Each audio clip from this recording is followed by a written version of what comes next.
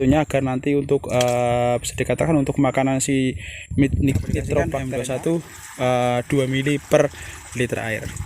Nah, ini sambil teman-teman, jumpa lagi bersama kami ya di channel ini, channel Iksan Petani Muda, Iksan Tani, dan channel Eko Sudiro, channel yang selalu membahas seputar dunia pertanian. Dan kali ini yang akan kita bahas adalah seputar tanaman oyong ataupun gambas dari produk panen merah yang merek Anggun Tavi F1. Dan di kali ini pembahasannya adalah seputar pemupukan. Ini pemupukan yang pertama, karena di video kemarin sudah ada video penanaman dengan metode tabela tanam benih langsung, dan di video kedua yaitu ada penyulaman tanaman, dan di video ketiga ini yaitu pemupukan yang pertama di umur 12 hari. Bagaimana keseruan kita ataupun formulanya kita yang sering kita racik untuk pemupukan di awal di umur 12 hari ini? Yuk sama-sama kita lihat.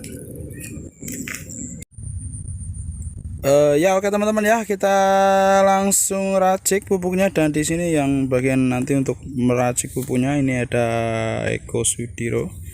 Kita racik untuk pupuk pertama tanaman gambas ya. Bahasan ulangi sekali lagi, entah itu tanam biji ataupun tanam pindah tanam yang sudah tadi Bahasan sebutkan. Kalau pindah tanam di usia 5 HST, kalau tanam biji sekitar 12 sampai 13 HST teman-teman. Nah, kita racik.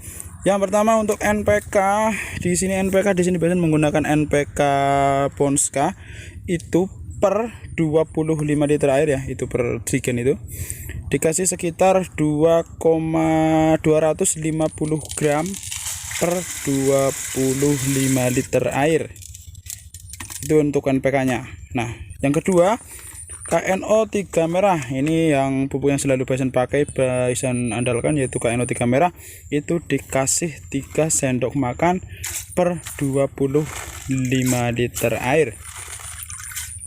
Nah, ini yang paling penting ya, semuanya penting teman-teman ya, tapi ini pupuk yang dekomposer yang paling penting untuk diaplikasikan di awal untuk mencegah layu fusarium, layu bakteri ataupun akar gada. Itu teman-teman bisa menggunakan dekomposer M21 yang selalu Bahasan pakai, karena memang pupuk M21 ini kalau dimix dengan NPK sudah teruji untuk bakterinya tidak mati. Nah, jadi Bahasan selalu pakai yang itu. Mau menggunakan M4 juga bisa, cuman kalau M4 Bahasan tidak rekomendasikan untuk dimix dengan pupuk NPK.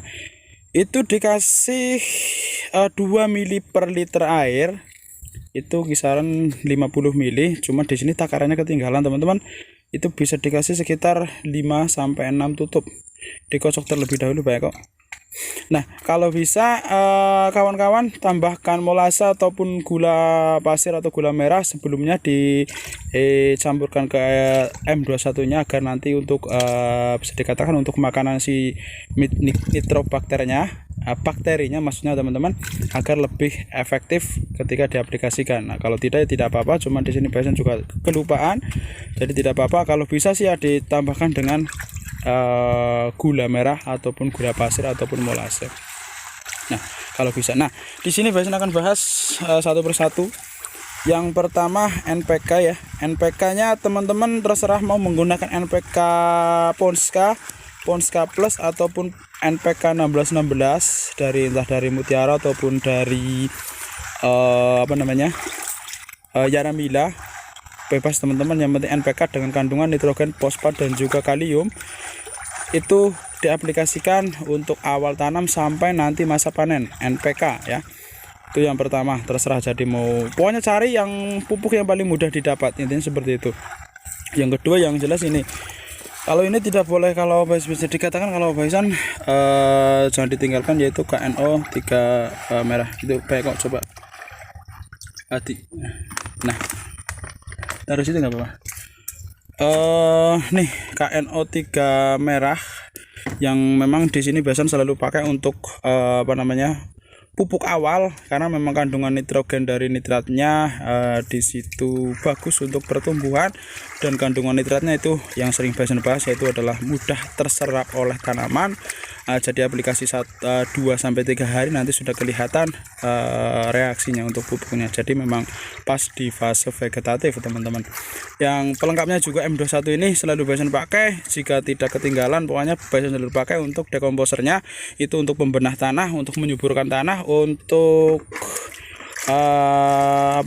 mencegah layu entah itu layu bakteri, layu fusarium ataupun layu yang disebabkan jamur dan juga bakteri, itu paling bagus. Dan yang paling saya suka juga bisa dimix dengan pupuk NPK. Nah intinya seperti itu. Jadi irit tenaga teman-teman, irit tenaga, irit yang jelas juga irit irit tenaga, irit waktu tentunya teman-teman. Nah itu kalau biasanya kalau di sini tidak pakai M21 nya lagi kosong, biasanya pakai M4, cuma tidak bisa dimix dengan pupuk NPK. Intinya seperti itu.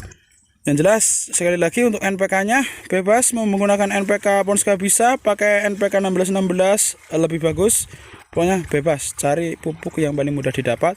Yang penting adalah KNO 3 merahnya jangan ditinggalkan di setiap pemupukan pertama, karena kandungan nitratnya itu yang paling mudah terserap oleh tanaman agar tanaman lebih cepat tumbuh dan tumbuh dengan subur teman-teman.